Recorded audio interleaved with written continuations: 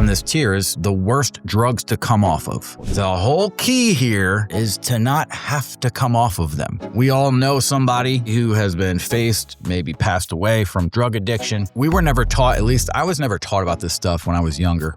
I really wish I was. I live in the world of recovery now because I went down the path of hell. I went from 6 figures, great job, custody of my kids, to literally living behind a dumpster, no house, basement, couch hopping, you name it. I lived a life of absolute hell. I got out of it. I would get your 90 days in, 6 months, I'd go a year, go through the hell to never go back. Top tier, cold turkey drugs that you'll never, ever come off if you try to go cold turkey. Now, the reason why people go to detox is because they check your vitals every 20 minutes. Right when you fall asleep, finally, vitals. Some of these withdrawals can kill you. Tier below that, you're gonna sweat, you're gonna cry, and you're probably gonna call your ex. You get emotional, you get crazy. Second, I get sniffles, withdrawals, especially from opiates, which was my drug of choice. The second you feel a hot flash, you're like, the world is ending. Tier below that, white knuckle city. You're teetering. Rough weekend, but back to work on Monday. I would have loved to have been on that tier. The last one is nobody's hitting the pawn shop, meaning no one's running around going nuts and dope sick and having to take a picture off grandma's wall just to go grab $10 to sniff it and have to do the same thing 20 minutes later. Let's just get the easy ones out of the way. Nobody's hitting the pawn shop. I've got Tony Montana cocaine, Xanax, Xanny bars, Adderall, Spice or K2. You got the nasty Trank or Xylazine. You've got Flocka. You got meth, Breaking Bad, Walter White. Nicotine. Yes, nicotine is a drug. I don't care what anyone says. It's nasty stuff. It's hard to come off. And I remember one time down in Yale, New Haven, I ate a bunch of mushrooms. I started hearing things. I basically turned green, passed out, laid down in the parking lot, thought I was gonna die. Then I'm back at my buddy's house and I looked at my clock and it was like 35 minutes had gone by. No lie, don't do drugs. You got the marijuana, you got the king of the streets right now, which is fentanyl. The alcohol, when we had COVID, guys, liquor stores had to be open. It was a necessity. A lot of people would have died, and some people did die. This is what you feel like when you're zinging. And then you've got heroin. This picture right here, that was my girlfriend for probably 8 years in a row. You know, just straight, terrible, awful, the things that you do when you're using. Anyways, LSD, let's get to it. Nobody's hitting the pawn shop. LSD, never done it. This was a drug from back in the day. Throw on some Leonard Skinner, Forrest Gump it. You don't get hooked on it. Your body doesn't crave LSD. Marijuana, nobody's hitting the pawn shop. Nobody dies from weed. Nobody freaked out. And then we've got the mushrooms. I tripped out because, like a moron, I was like, oh, this hasn't kicked in yet. Ate another one. This hasn't kicked in yet. Ate another one. Rough weekend, but back to work on Monday. I would say that would be this. I've seen people get really jammed up. Actually, you know what? Let's just go down here for this. This is like a fad or something. I don't know. This is some nasty stuff. I should actually have kratom on here, gas station heroin, stuff that you can go get at a smoke shop. What the are you doing? Drugs are bad in general, let alone from this Bob Marley wannabe down the road who's had a smoke shop in his mom's basement for 20 years. Get smart if you're gonna do drugs. All right, Adderall, rough weekend, back to work on Monday. Probably up for 2-3 days. Monday's gonna really suck, but you're all right, you'll make it. Powder cocaine is just Adderall on steroids. You get a little bit of euphoric feeling, at least, out of it, but it lasts 25 seconds. Once you run out, the next hour is terrible if you're out of money and the dealer isn't around or whatever. Worst 45 minutes of your life. Down in Miami or all these big cities, people just go, they do a bunch of coke on the weekends, hang out, take Sunday, detox, refresh, back to work on Monday. I would have given anything to shoot heroin on Friday night, maybe a little bit on Saturday, and just give it up for the rest of the week. I know that sounds crazy. Guess what? It's a reality. Someone you know and love is using a needle right now or sniffing something or whatever.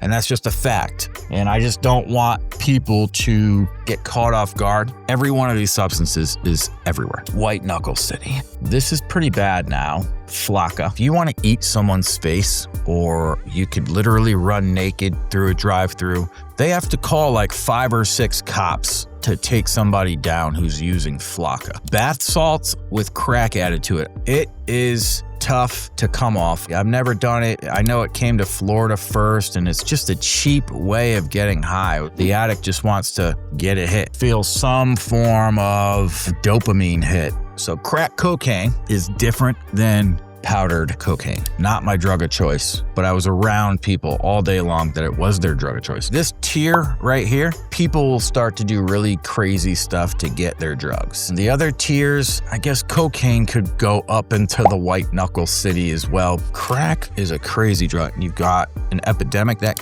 came with crack in the 80s. It's just madness. So Xannies, any type of benzo, barbiturate. I'm like sitting here with these cigarettes like looking at me all day. Let me put Xannies back for a second. When I hear someone who quit smoking, I want to know how they quit, because it's hard. Cold turkey, my A, right at the top. Cigarettes wouldn't go into this because a lot of people say they quit cold turkey. So to those who have quit any drug cold turkey, God bless you. I would love to get you onto my channel, have a chat with you. How'd you quit cigarettes? I think people need to know these things, because there's a lot of people that want to quit smoking cigarettes, but they don't know what to do. Whether it's somebody's process, somebody's mind just tells them, bro, just like shut up and don't smoke. Totally get it, but a lot of people don't have the power to just have that switch go off. Things that hit your brain within seconds. Nicotine gets you that quick bing, and then you're just smoking the cigarette. Crack, people call it a bell ringer. They can hear the wah, wah, wah. They're talking and it's echoing and all this stuff. It's gone so fast. Flocka, same thing. It's gone so fast. You know,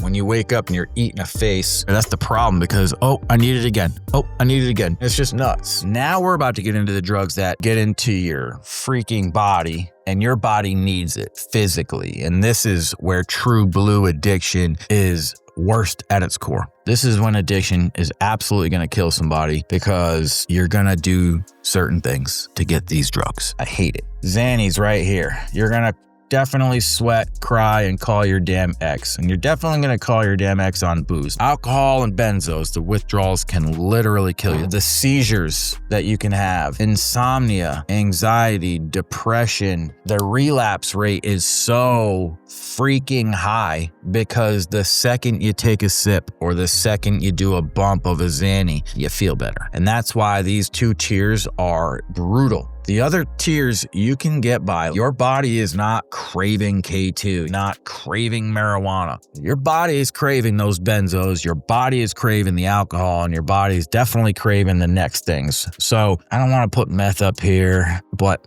right now people are really having a tough time. The relapse rate of meth, it's 10 out of 100 people that make it out. My business is thriving, and I am thriving because I went through all this stuff. We are hiring, we are helping. It takes a certain person, takes a certain want to be able to get through that and then change and then thrive. It would be really nice to just get people over the hump, get them into a program, a good NA routine or AA routine. That way they have a chance. It may not be right away, and that's a problem. Addicts want stuff yesterday. You're not going to fix your life in one day. It took me 3 or 4 full years of being under the radar. No women, no drugs. It was NA, workout, hang out with my family.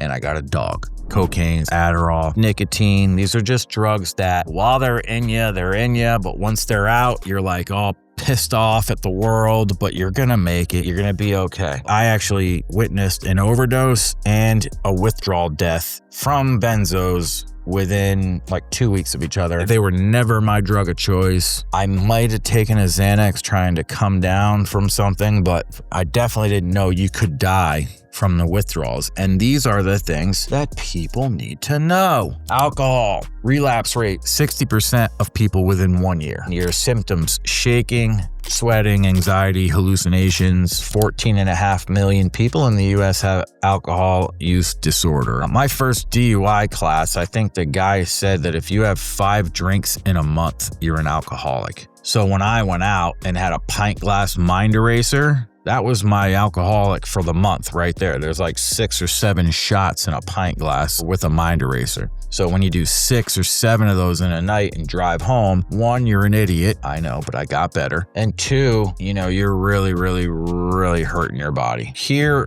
is what's gonna touch me, and meth is a drug that is not really up where I'm from. Obviously made famous, Breaking Bad. If you go down to the Midwest, basically anywhere but New England, it's everywhere. You see pictures of people picking at their face, not the way you want to be. Meth is a really dirty drug, and I remember being locked up really quick with somebody who was coming off of meth. I had never had experience with it, never been around anybody with it. This dude was tweaking like I never seen tweaking before. He kept saying he wanted to stick his finger in it. Terrible place. Made me never want to do meth ever again. We got this picture right here of some flesh that's being eaten. I've done Kensington Ave videos. It's about to be summertime in Kensington. It's gonna smell terrible down there. Bodies rotting. It's xylazine or trank. They put it in the fentanyl. You see people freaking laid out, falling over. It's gonna be just as bad relapse-wise as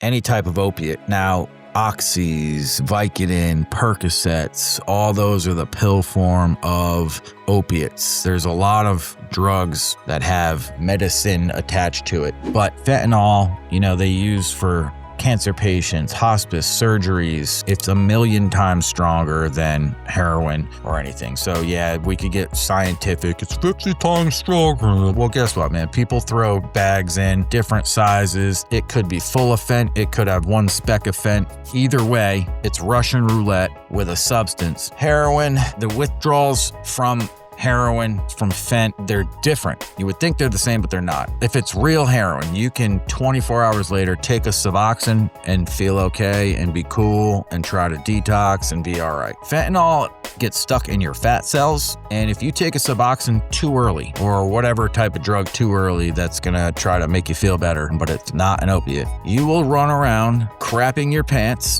throwing up, wanting to sneeze, yawn. It's the worst. Precipitated withdrawals are the worst. And if there was a tier up there that says would never, ever, ever have someone touch a drug if you knew what it was, it would be precipitated withdrawal. I took a Suboxone too early one time. I ran holding my don't do drugs. The top 2 lines right here are absolutely deadly.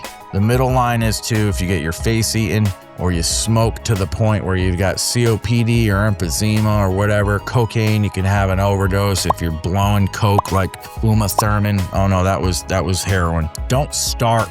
Don't be naive.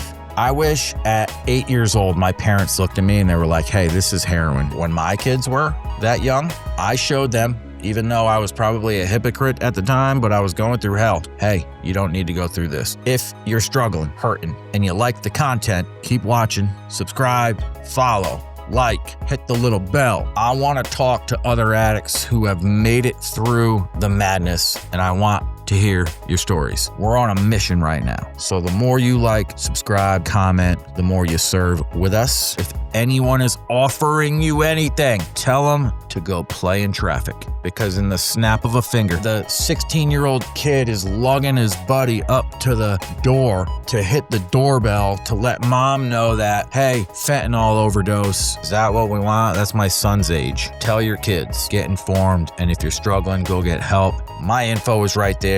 This is why I keep doing these videos, because people keep calling me, people keep talking to me, and I keep helping them, and that's all we care about. Have a good night. God bless, guys.